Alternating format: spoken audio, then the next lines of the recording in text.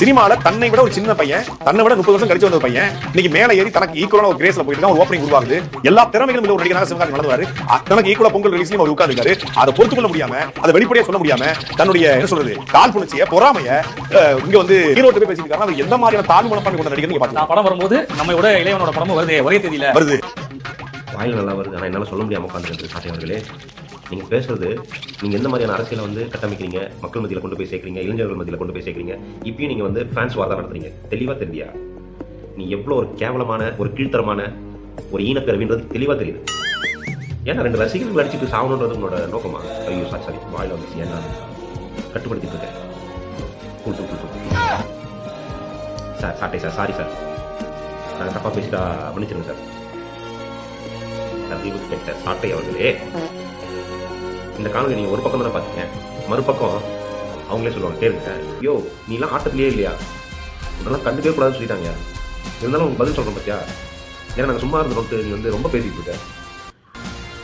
கருத்தியல் ரீதியாக மோதியான்னு உங்களுக்கு எத்தனை வாட்டியாக சொல்கிறது. இந்த மாதிரி தேவையில்லாமல் தற்கொலைத்தனமான வேலையை பார்க்காதுன்னு சொல்கிறோம் இல்லையா. தற்கொலைத்தனமான வேலையை பார்க்காதீங்க. சினிமா விமர்சகர்களும் சினிமா ரசிகர்களும் அவங்களோட போக்கில் விட்டுருங்க. உங்களோட அரசியல் ஆதாயத்திற்காகவும் நீங்கள் வாங்கிய பணத்திற்காகவும் அவங்களை யூஸ் பண்ணாதீங்க. மக்கள் யார் பக்கம்ன்றது அவங்களுக்கு தெரியும். மக்கள் யார் யாரை எப்படி பார்க்குறாங்கன்றது அவங்களுக்கு தெரியும். திரு சிவகார்த்திகேயன் ஆகட்டும், திரு விஜய் அண்ணாவையும் ஆகட்டும், அவங்க எந்த இடத்துல வச்சு பார்க்குறாங்கன்றது தெரியும். நடுவில் புரோக்கர் வேலை பார்க்காதீங்க. இந்த மாதிரி வன்முறையை தூண்டும் விதமாக மோதாது, தப்பு பண்ணுறீங்க. சரியா? இதே தான் நான் திரும்ப நான் பண்ணுவேன் அப்படின்னீங்கன்னா நாளைக்கு உங்களோட நிலைமை ரொம்ப கவனிக்கிறமா மாறிடும்ப்பா. மைண்டில் வச்சுக்கலாம். சரியா? அந்த காமெடியை பார்த்து வந்து பேசுவாங்க.